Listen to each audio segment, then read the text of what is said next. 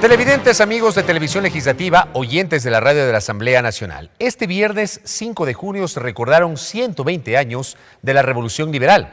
Se trata de aquella gesta que forma parte de la historia del Ecuador republicano liderada por Eloy Alfaro Delgado, el viejo luchador, considerado por muchos como el mejor ecuatoriano de todos los tiempos.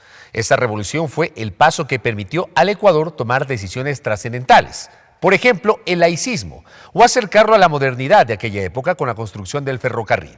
Recordamos el legado de la Revolución Liberal en nuestra primera entrevista de hoy.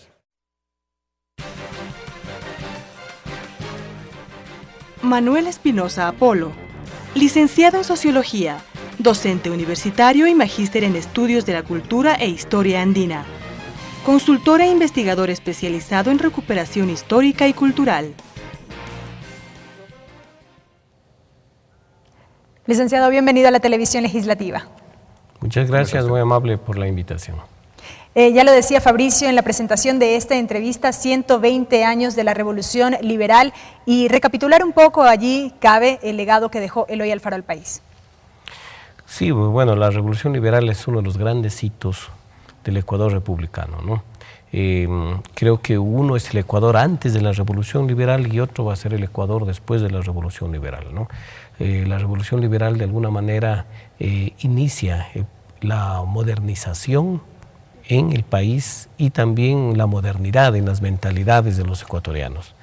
Gracias a todas esas conquistas que ustedes ya lo decían, el laicismo, la educación pública, el registro civil, la ley de divorcio, etcétera, etcétera. Es decir, una serie de instituciones y leyes que nos aproximan al siglo XX, que inauguran la modernidad, porque el Ecuador en el siglo XIX era un país todavía muy relegado, un país en que la iglesia era la que controlaba las mentalidades, la cultura cotidiana mismo de todos los ecuatorianos. ¿Había una mentalidad excesivamente conservadora en aquella época, antes de ese 5 de junio de 1895? Se puede decir sí, o sea, la mentalidad en términos del ecuatoriano medio era muy conservadora, controlada absolutamente por la religión, por el clero.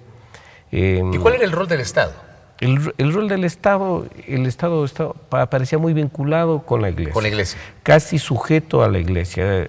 No hay que olvidar la época de García Moreno, en que esta alianza se volvió más rígida, ¿no?, entre Iglesia y Estado, y por tanto la Iglesia ejercía un monopolio ideológico, controlaba las conciencias, controlaba las mentalidades, y por tanto la Iglesia también impulsó una especie de exclusión y discriminación, puesto que no era posible en el Ecuador del siglo XIX ser protestante, por ejemplo, menos aún ateo.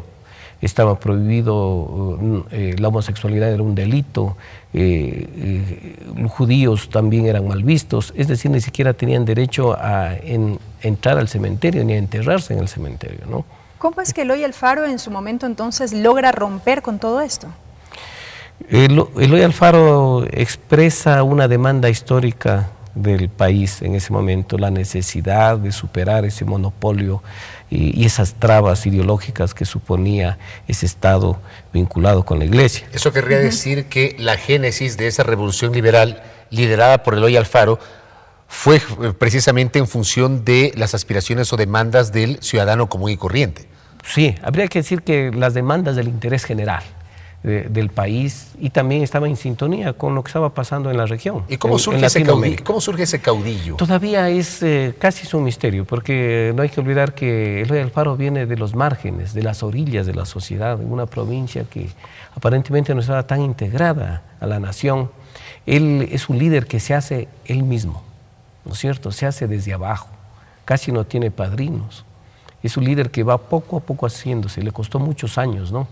Tuvo que pelear, luchar algunas decenas de años para lograr por fin triunfar en 1895. Parte de esa modernidad de la que hablábamos al inicio tiene que ver con la construcción del ferrocarril, con este objetivo de unir a los pueblos y de potenciar de alguna manera el comercio. Claro, el ferrocarril es un gran hito porque permite la articulación territorial, ¿no es cierto?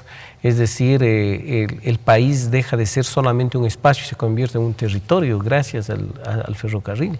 pues se articula por primera vez en lo que era la vida republicana, la costa con la sierra, porque históricamente siempre estuvieron articulados, ¿no? En la época prehispánica había una articulación orgánica y vital, pero se había roto en la época republicana, casi no habían caminos.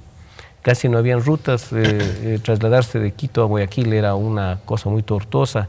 García Moreno avanzó en algo, porque hay que reconocer que la época de García Moreno también es una época en que se preocupa por la construcción de la infraestructura en el país, pero es Eloy Alfaro quien de alguna manera termina esto y le da una nueva connotación, ¿no? El ferrocarril no solo supone un cambio físico en la infraestructura, sino en las mentalidades también, puesto que la gente de Quito, hay muchos testimonios de esa época, no creían que se podía hacer semejante obra, decían, ¿cómo? Es imposible perforar las montañas, bajar un ferrocarril por los acantilados que supone la ladera que va a dar a la costa, puesto que los Andes en el Ecuador son muy estrechos y las laderas que van a la costa son muy empinadas.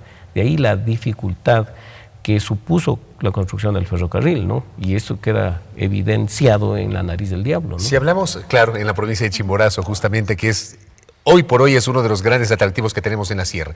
Si el legado de Eloy Alfaro es tan importante, si hay una trascendencia tan grande, si el viejo luchador es considerado justamente por sus logros como el mejor ecuatoriano de todos los tiempos por muchos que consideran justamente a Eloy Alfaro como tal, si nos involucró en la modernidad a través de la infraestructura, si hablamos del laicismo, hablamos de la educación pública, hablamos de la ley de divorcio, hablamos del registro civil, ¿por qué años después se genera ese suceso tan nefasto y de ingrata recordación para la historia ecuatoriana que es la hoguera bárbara, que significa la muerte de Eloy Alfaro? Porque en realidad fue una traición. O sea, fue gente que peleó con él, que estuvo a un lado, que lo traicionaron.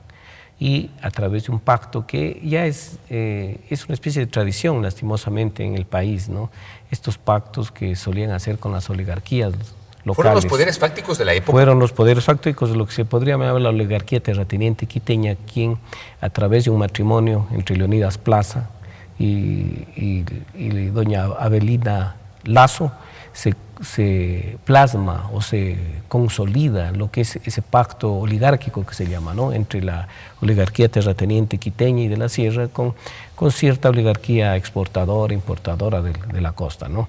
Se sella ese pacto con el propósito precisamente de sacar del juego político a don Eloy. Y no hay que olvidar también que lastimosamente esa oligarquía vinculada con la iglesia tenía gran capacidad para manipular en las masas, en los pobladores de Quito, ¿no?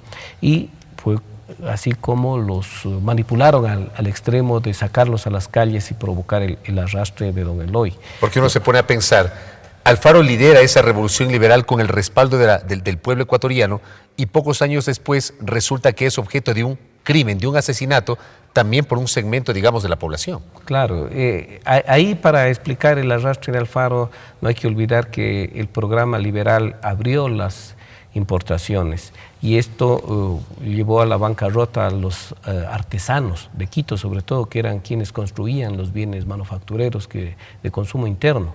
Entonces fue este segmento quien se volvió adverso a la revolución alfarista y por tanto se vinculó, se asoció con los terratenientes y la oligarquía quiteña.